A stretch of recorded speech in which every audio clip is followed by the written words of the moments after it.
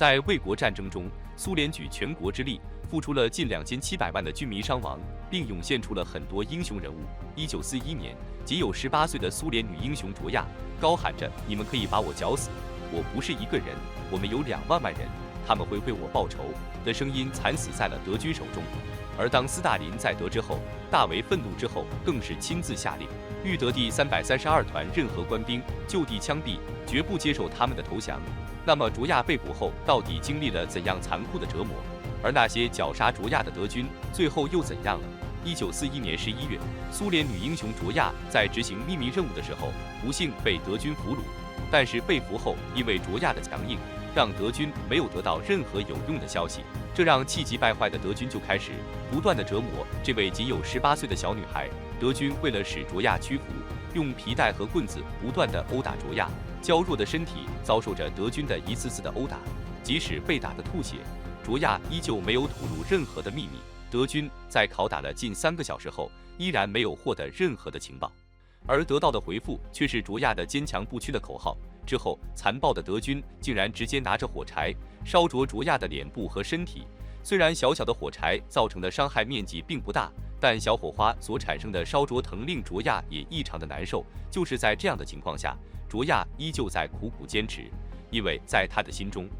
国家的安全要重于一切。所以卓娅对于自己部队的秘密没有透露丝毫。德军见卓娅这么的坚定，一时之间都被这个小小年纪的女孩惊呆了。虽然卓娅只有18岁，但是其拥有的坚定意志就是一般的男兵都无法做到。之后，德军见卓远如此的坚定，就使出了更加残忍的折磨手段。此时，就是负责审讯的德军的都感到疲惫了。之后，残忍的德军竟然将卓娅的所有外衣都脱掉，身上只穿着单薄的遮体衣物，就被拉到了寒冷的雪地中。在这寒冷的天气中，卓娅被明晃晃的刺刀逼迫着站在雪地中。德军为了不让其通过运动来取暖，甚至限制了卓娅的活动范围，只能在几步的范围中走动。在零下几10度的天气中，就是身穿衣服的德军都感到十分的寒冷。可以想象，此时的卓娅在这样的天气下是多么的难熬。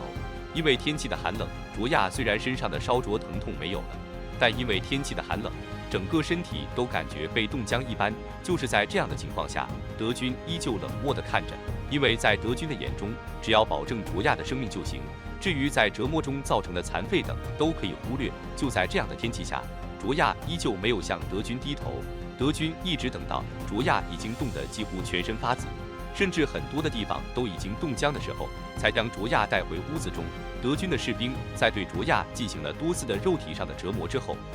就开始打算摧残卓娅幼小的心灵。他们将卓娅和20多位的男性德军关在一个屋子中。此时的卓娅在经历了多次的折磨之后，此时竟然还要面对20多位的男兵的折磨。一个只有18岁的小女孩，在经历了20多的男兵的残忍折磨之后，甚至都已经昏迷。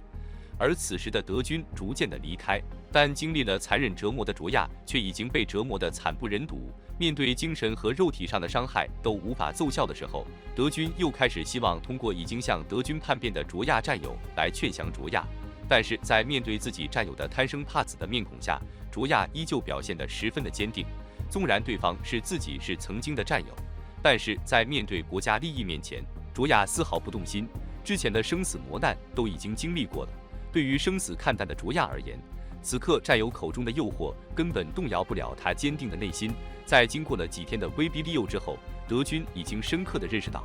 他们根本无法从卓娅口中得到半点有用的情报。11月29日，气急败坏的德军打算处死这位年轻的女战士。卓娅在众目之下押赴刑场。就在卓娅临行前，她对德国军人高喊：“你们可以把我绞死，我不是一个人，我们有2万万人，他们会为我报仇的。德军士兵们，趁现在还不晚，赶快投降，胜利是属于我们的。”他对村民们说：“永别了，同志们，别怕，同他们斗，为自己的人民而死是幸福。”就在德军的一声命令下，年仅18岁的女英雄卓娅牺牲了。当苏联的人民和军队在得知这件事情后，市民踊跃报名参军，要为卓娅报仇。而当时在战场上最为响亮的口号也是为卓娅报仇。当这件事情传到莫斯科后，斯大林在听完这样的英勇事迹之后，面露凝重地给西方面军下了一道特别命令：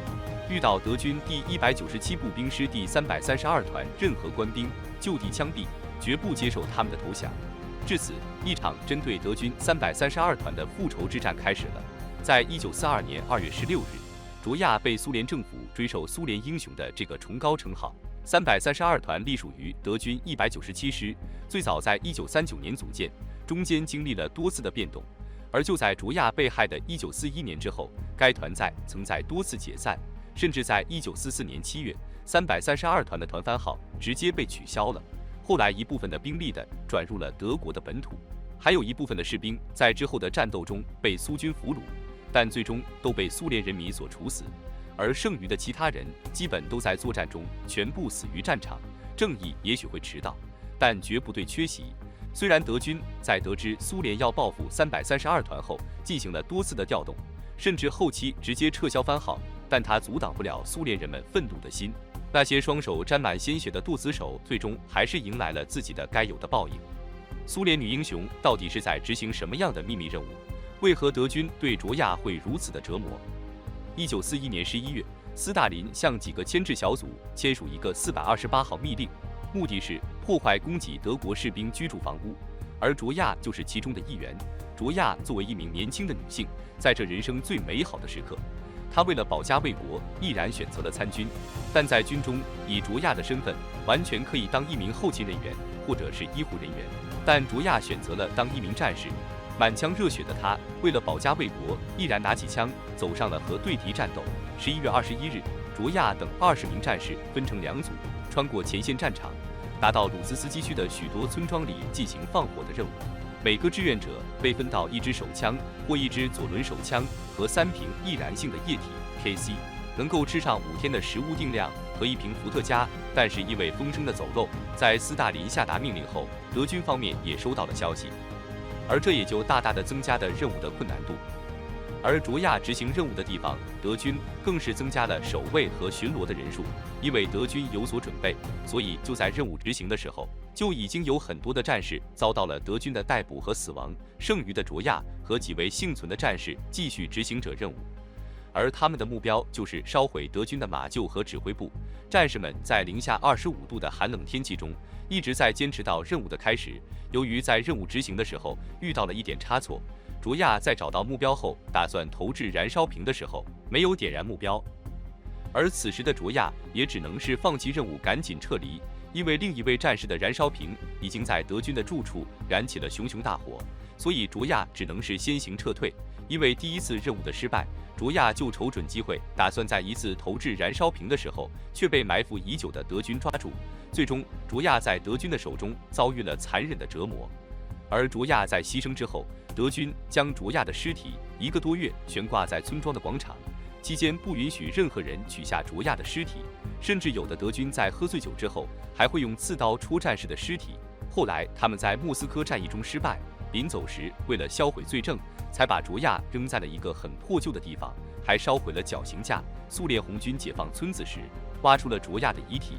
他们惊讶地发现卓娅一侧乳房被切掉了，1只眼睛也被挖了出来，脖子上还残存着半截绳子，已经深深嵌入了皮肉里。消息传来，整个苏联都愤怒了。苏联最高领导人斯大林下令，凡是在战场上遇到杀害英雄卓娅的德军332步兵团，不许接受他们的投降，一定要杀了他们。卓娅的弟弟舒拉悲痛万分，他想不到一向柔弱的姐姐居然承受了这么多的痛苦，却还坚贞不屈。他觉得自己应该踏着姐姐的足迹去拯救这个国家。舒拉写信给苏联人民军事委员会，表达了自己想上阵杀敌的决心。于是舒拉在1943年走上了战场，后来一路成为炮兵连的连长。1945年，在战争胜利的前夕，舒拉英勇地倒在了战场上。他死后，全国都为这对悲情的姐弟痛哭。政府把他葬在了莫斯科新圣女公墓，姐姐卓娅也在这里。姐弟2人终于可以相对一笑，永远地在一起了。